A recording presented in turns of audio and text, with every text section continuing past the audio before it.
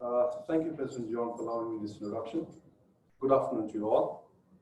It's my pleasure today to be introducing to you our esteemed guest speaker, Mr. Martin Taylor, who is currently the CEO of New Zealand Fish and Game.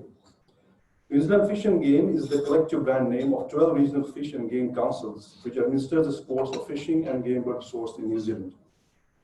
This business runs on a very interesting model of user pays, user stays fishery management system, which is quite unique in the world, but has been in New Zealand for more than 150 years. Fish and Game Councils are the successor of New Zealand's acclimatization societies, which introduced and contributed to many new species to New Zealand. Mr. Taylor brings with him a wealth of knowledge, a sterling portfolio of commendable services in the corporate sector. He himself is a keen lover of outdoors, wildlife, and is a dexterous angler. Mr. Taylor previously served as project manager at Capital and Coast District Health Board. He was Director of Research and Policy at the Office of the Labour Party. He served as CEO as New Zealand Aged Care Association and has provided his services as Senior Advisor at the Honourable Margaret Wilson's office. Academically, Mr. Taylor has a master's degree from University of Canterbury, majoring in political science and government affairs, passing in first class. I would like to now hand over the podium to Mr. Taylor to talk about New Zealand's fish and game and its advocacy for fresh water. Mr. Taylor, please.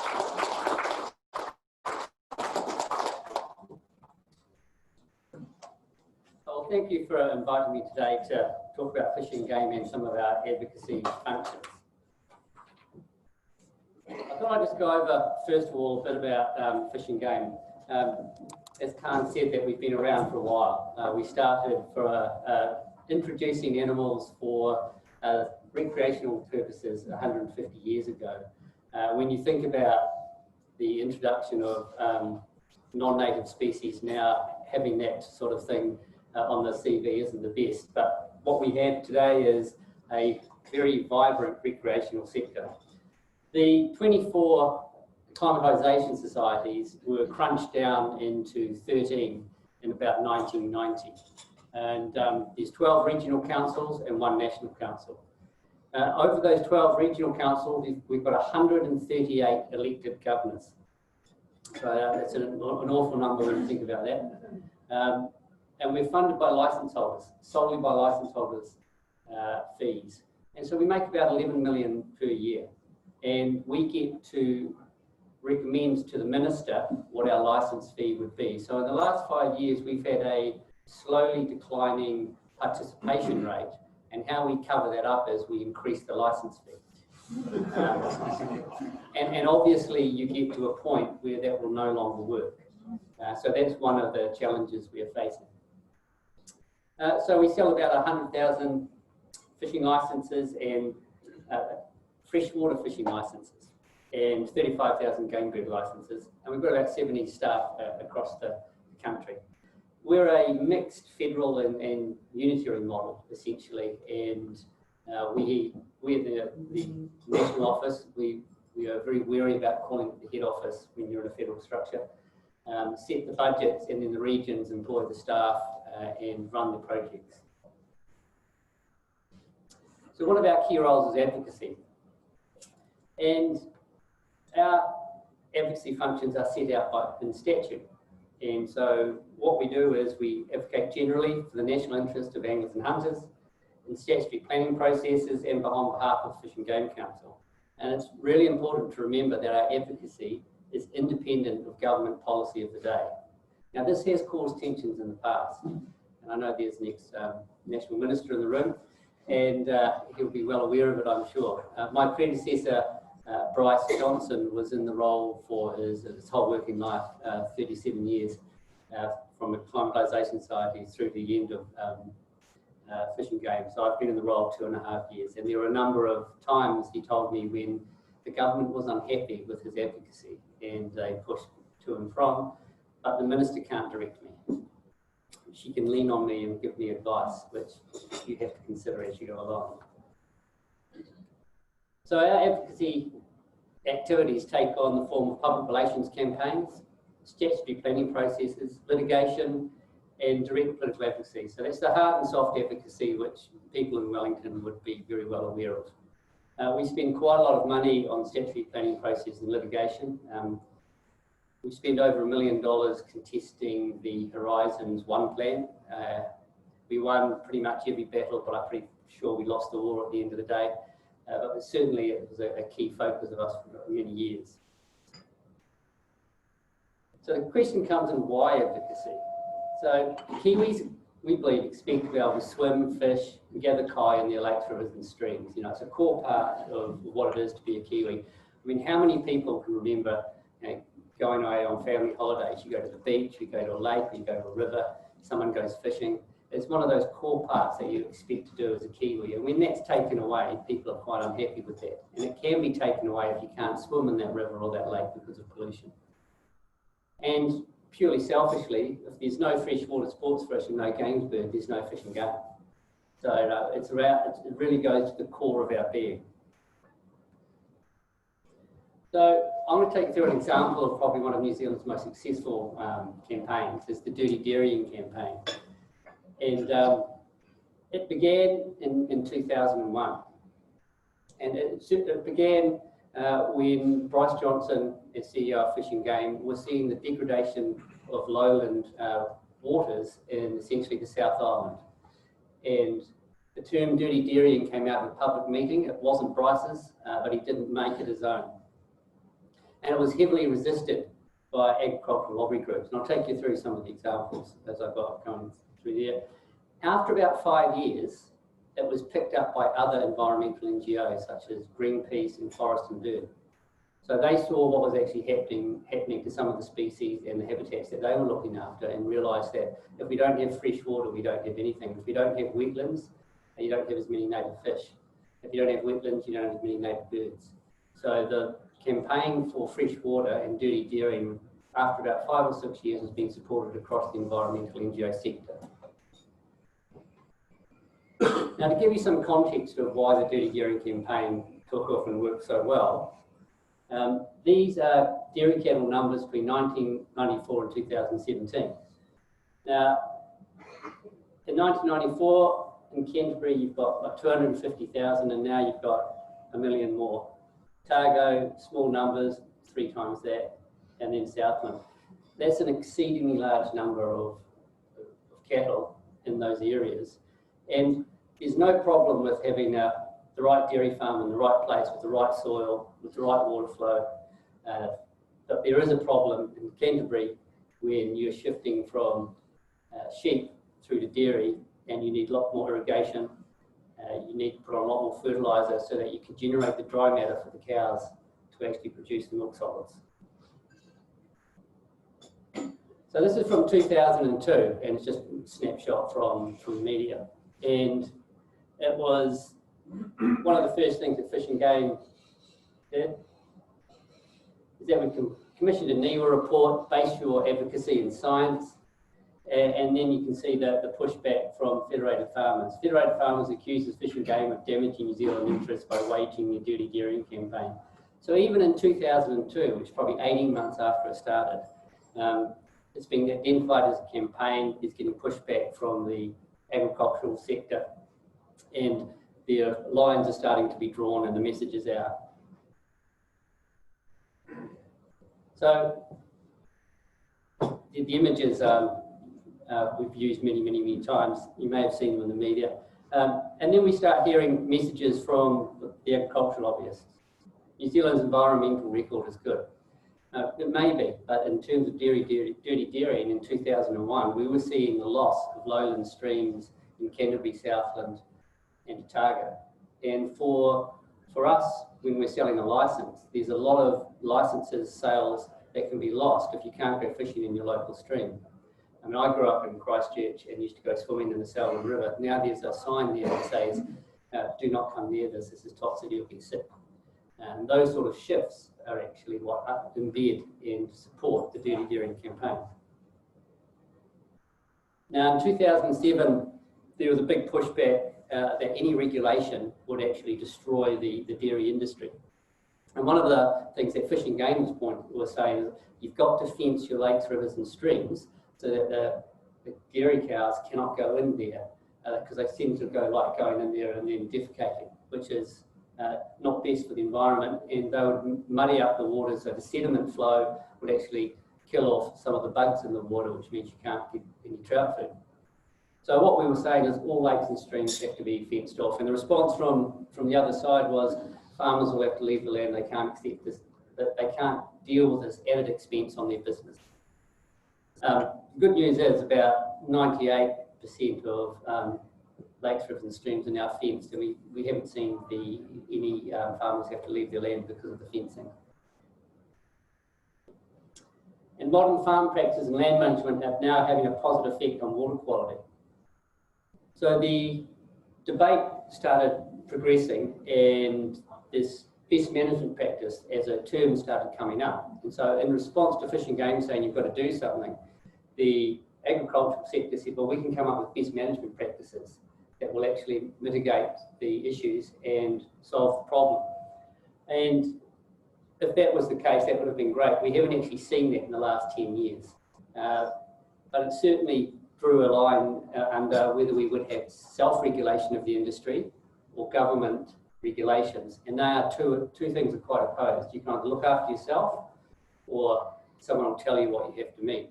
I know that in the health sector, you wouldn't have self-regulation of many areas due to the risk. Sorry, John. I didn't read your list before I came along. And then by about the mid-2000s, the agricultural sector was understanding that they had to accept the problem and move onto another line to defend. And so the dairy industry said, we are committed to sustainable water, we just want to do it in our time frame and our way. And then we've had the self-regulation argument came through and said, yes, the regulations we're setting for ourselves are working, and they exceed what we need by regulation. And this is actually a true statement, because the regulations from central government were so poor and they were so poorly enforced by regional councils that the environmental standards that the industry were looking after themselves were better, essentially, than what the government and the local government were saying. So we had the Dirty Darian campaign. It began about 2001. It was heavily resisted by agricultural groups, but it did change public awareness. So in 2017, not just our Common Brunton polls, but independent Common Brunton polls paid for by the government of the day and the news media had identified fresh water as election issue number 3. Now that's an incredible shift in the public perception.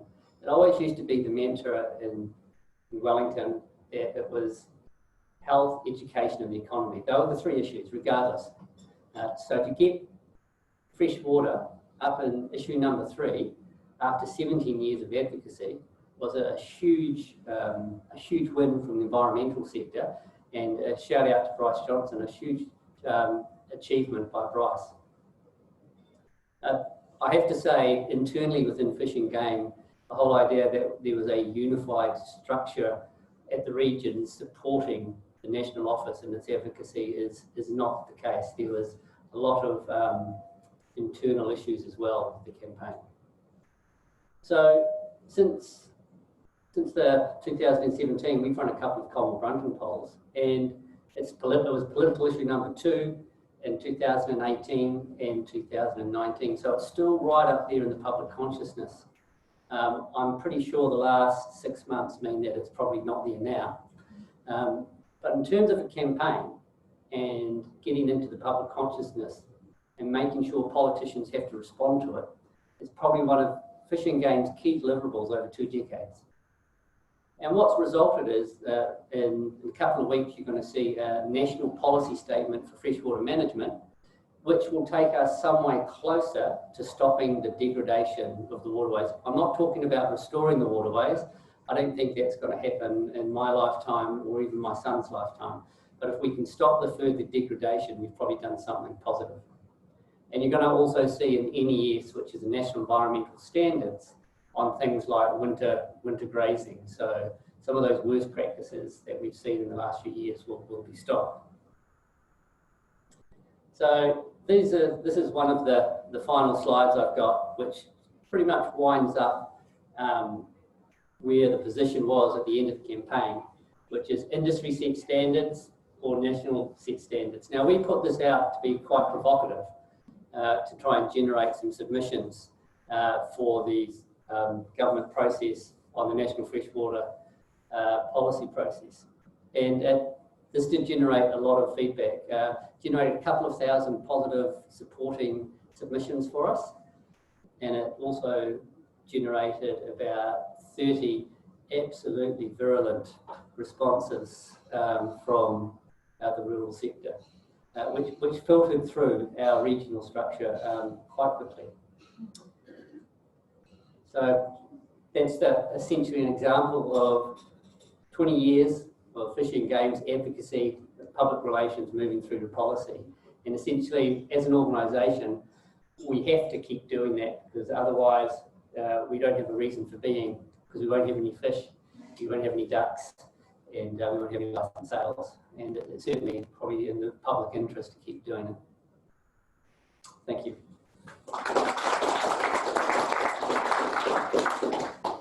Well, perhaps deliberately, Martin's left time for some questions, so I'll open the floor to questions and comments. So over here, first of all. Martin, that last slide you said was deliberately provocative. Where do you see the industry at the moment? The dairy industry is exceedingly powerful. I think they will be slow to change. I'm positive, and I think the NPS on freshwater will stop further degradation maybe in 5 years. But you've got to work out we spend small hundreds of thousands of dollars supporting our advocacy. The other side is spending millions of dollars a year to counteract it. And it's only because we've got such environmental damage that actually we're getting traction.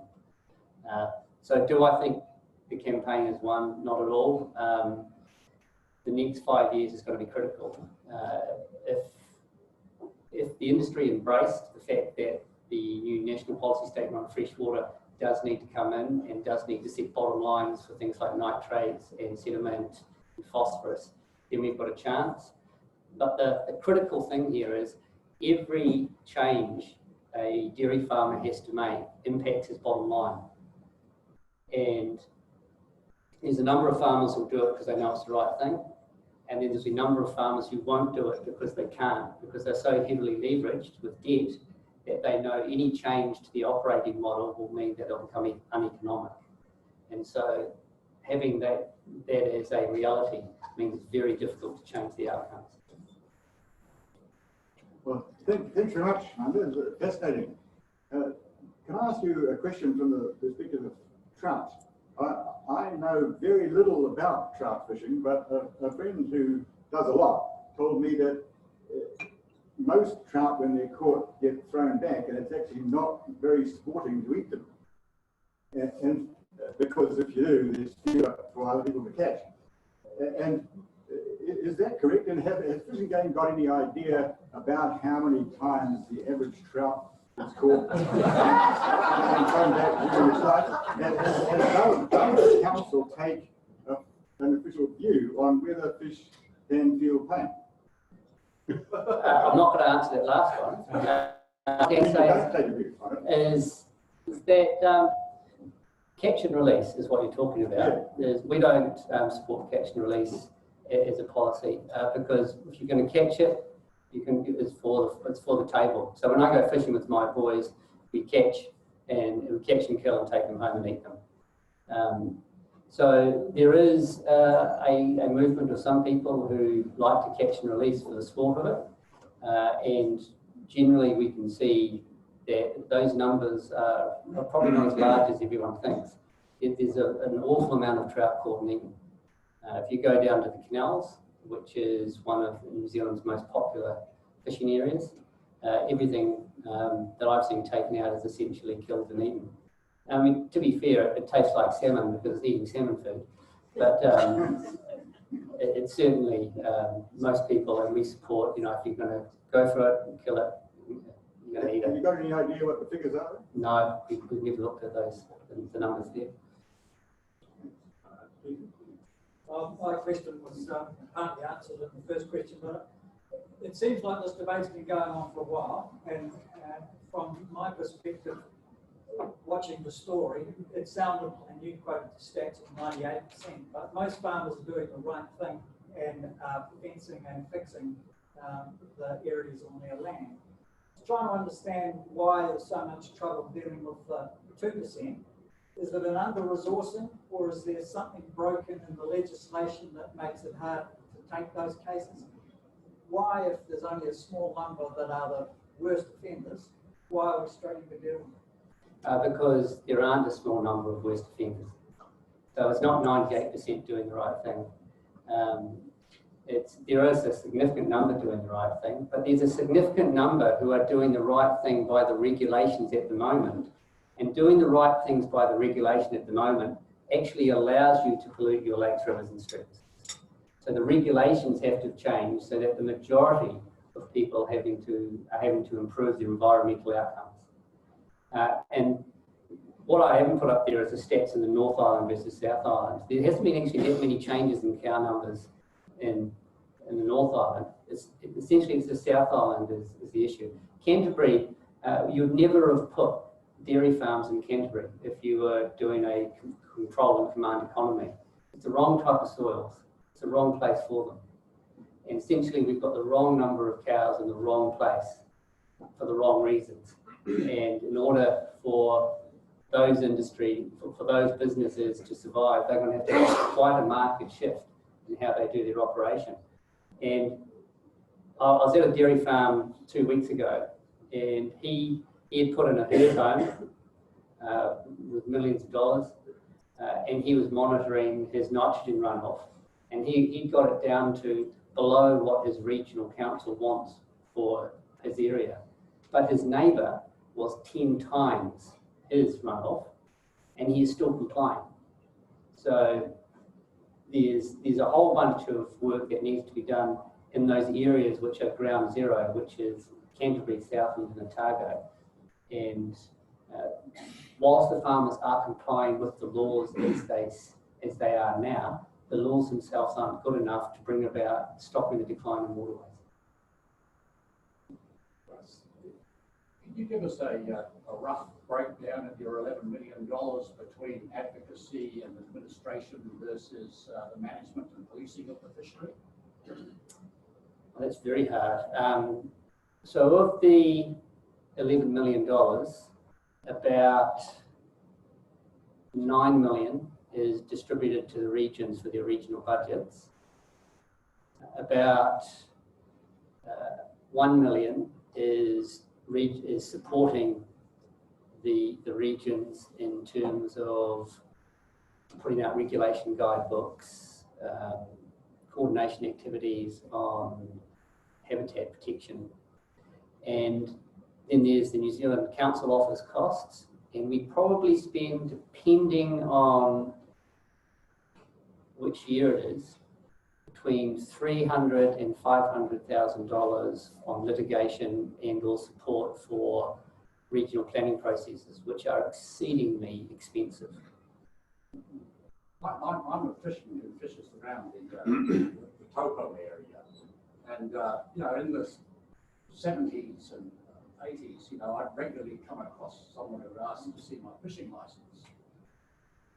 Never been asked in the last 20 years. Well, I know what you're saying. I was asked the first time about 2 years ago when I was fishing Lake Brunner. If you want to go and catch it anywhere, you want to catch a fish, you don't need to know what you're doing, because I'm not actually that good a fisherman. Go to Lake Brunner on the west coast. And I was asked for the first time ever there. Well, we've got a lot of voluntary rangers. We've probably got about 60 staff rangers and a couple of hundred voluntary rangers. There's just no ability to get across the country and have a presence everywhere all the time. So that's just the reality of the size we have. Take two more questions. Alongside the issue of pollution was the issue, particularly in the South Island rivers, of irrigation draw from the rivers. Would you like to comment on that? Well, irrigation is hand in hand with the dairy industry. So and I'm sure John probably did this better than me. In order to have a dairy farm, you've got to produce a certain number of kilos of dry matter per hectare. To get that certain number of kilos of dry matter, you need soil, fertiliser and water. Canterbury didn't really have that good of soils, and so they need a lot of fertiliser and water. So that's why in Canterbury now, you start from the Huronui and you just keep driving, and at some point when you get close to need, you'll see the pivot irrigators stop. But the whole way along, those pivot irrigators are taking out billions of litres of water. And there are a certain number of streams around the Canterbury Plains which just cease to exist now because of the irrigation. So that's one of the outcomes of having so many cows in such a small area. And irrigation is important because it's part of the quality of the water quality debate. Because if I've got a certain amount of pollutants and I put it within, let's say, 20 cumecs, which is a lot of water, if I put those same amount of pollutants within 5 cumecs of water, I've quadrupled their concentration and it might become toxic. And so the water quality debate is also very tied up with the water quantity debate. And there's been a lot of, anyone who's been to Canterbury would have seen the large number of irrigation schemes that have been developed, which take out significant amounts of water.